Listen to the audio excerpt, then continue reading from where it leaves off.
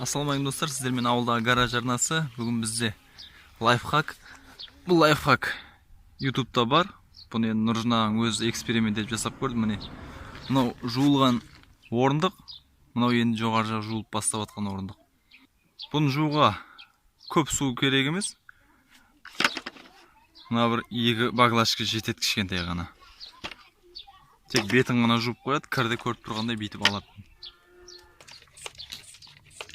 Мына нәрсе ішінде посуда жуатын ферри или бір кез келген бір нәрсе, и лимонный кислота қосылады. Бір қасыққа бір қасық, жарты литр су, немесе өзіңіз білесіз ары қарай. Ана жақта мынау кәдімгі ас содасы.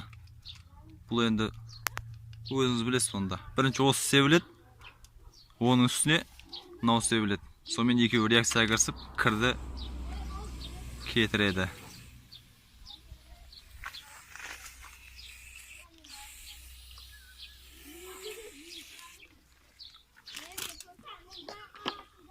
İçinde bitip geliyor.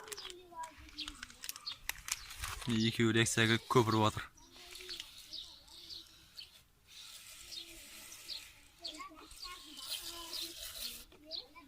Кішкене жібігесін тряпкамен жақсылап сығып тазалап тастаймыз, сонымен болды. Бұның жақсы жері ішіне су кірмейді. 2-3 күн кептіріп жүрмейсіз. Мынау жаңа ғана жуылған.